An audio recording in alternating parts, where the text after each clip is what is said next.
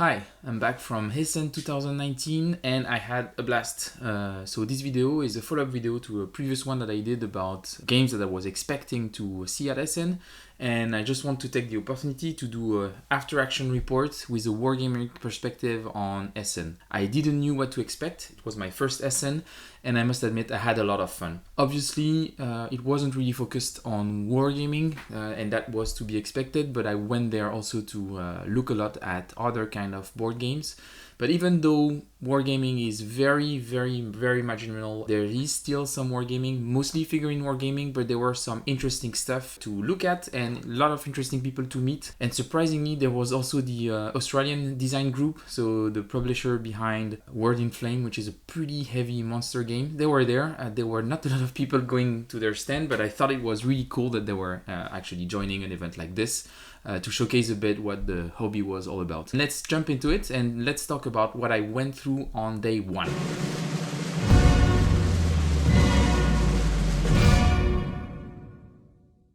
The first day was dedicated to exploration and grab games that I knew I didn't want to miss out. The very first game that I bought was Undaunted Normandy.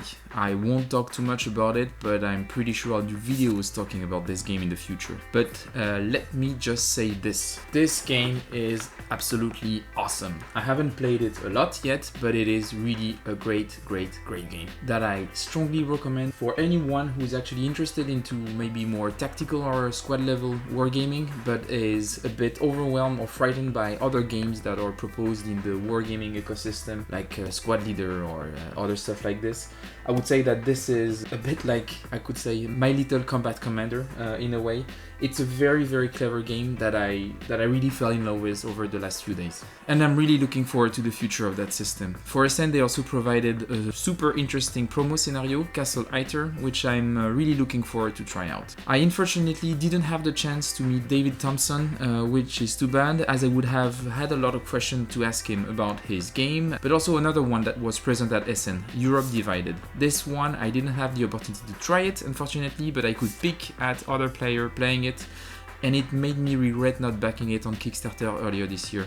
It looks like a really good looking and interesting CDG. Another game that I was excited to see, but a bit disappointed not to be able to try it, was Rise of Totalitarianism. The designer wasn't at Essen, and the nice people of Quattro Dados were unfortunately unable to tell me much about the game. It looked awesome nonetheless, and the political tracks made me really want to try it in the near future. Then I did a quick stop at Ares Game to check out 303 Squadron by Hobbity.eu, an upcoming Polish game on the Battle of Britain. It looked like an interesting system, maybe a bit more board game-ish than I expected, but the components were pretty awesome. This game focusing on the 303 Squadron, made out of Polish pilots that fought to defend the UK in 1940. The system looks quite simple and is card-driven. You can use cards to alter your movements, deflect some of the damage in dogfights, etc. It is also scenario-based, and I feel like it's an interesting take on the aviation wargame genre. It should be on Kickstarter this November, and I'm looking forward to it. But while I was at Ares Game, I also wanted to check out their other games. I've always been interested in the Wings of War, Wings of Glory system, and it was the perfect occasion to try it out, as they had a new iteration of it, tripods and triplanes. I guarantee you that it is not historical, but god, it was a lot of fun. I think I might get into this thing, and the tripods were just awesome. The way they looked, but also the way they played,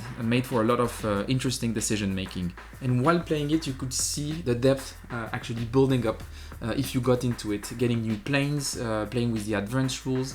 It promised like a lot of developments going forward. My final stop of the day was at Phalanx Games. 1941 Race to Moscow looks just as awesome as I expected. This wargame focuses on building supply lines during Operation Barbarossa. The three German army groups compete to be the first one to get one of the three objectives: Leningrad, Stalingrad or Moscow.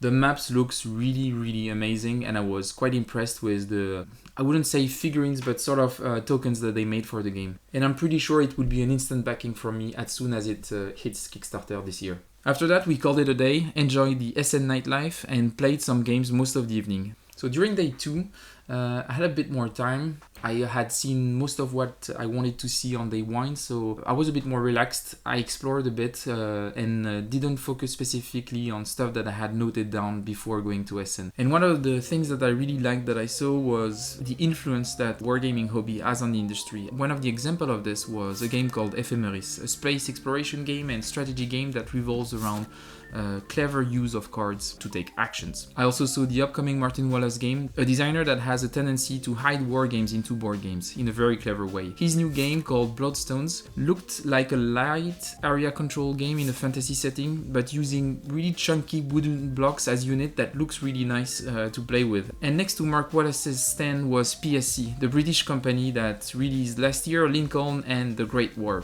And they were at Essen to present a brand new war-themed board game. And this game, I talked to you about it in the previous video, was Blitzkrieg. I didn't know what to expect, but I guess that if you see it in my hand now, is that it was a pleasant surprise, and it was. As I told you in my previous video, I was a bit on the fence on this one, and I was completely wrong. This game is just great fun. It's fast, it's clever, it's tense. It actually managed to give you a feel for the whole World War II in less than 30 minutes. Is it a deep simulation of the conflict? No. Is it a very smart abstraction with good integration of the theme? Yes. This one is a small gem that I'm really happy to have picked up at Essen, and its crazy expansion that came with it is actually also quite fun, where the Germans and Japanese are fighting over the US in an alternative 1946, where the Axis has won the war. The designer notes on this one are also very interesting and talk about the recession of direct confrontation as a mechanic in the board game industry and how wargames maintain them and continue to innovate in this area. My last stop was on Udo Grebe's stand, a German wargame publisher and also an online shop.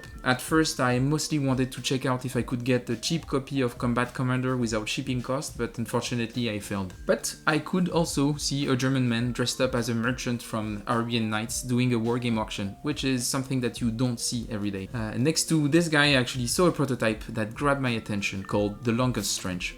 It was a light CDG that cleverly blended tactical and strategical choice and covers the whole World War I across a series of battles. The way the cards are used are really clever, and it's a really interesting take on the way we approach cards in historical games. It should also be on Kickstarter later this year, and I hope to talk about it more in the future. And finally, the pièce de résistance. Sitting next to The Longest Trench was Mr. Harponen, the designer of the upcoming coin game on the Finnish Civil War. You will know more about this game in an upcoming video that I will release and that will finish my series on Essen. This video will be a preview of All Bridges Burning, so the upcoming coin game to be released by GMT. In this video I will sit down with the designer and talk about wargame design, the coin series, and specifically this upcoming game on the Finnish Civil War that we already talked about on this channel for Helsinki 1919, and this is a very different take. Helsinki 1919 was only focusing on the Battle of Helsinki, and the coin game is actually covering the whole Finnish Civil War and approaches the event in a very interesting way and does some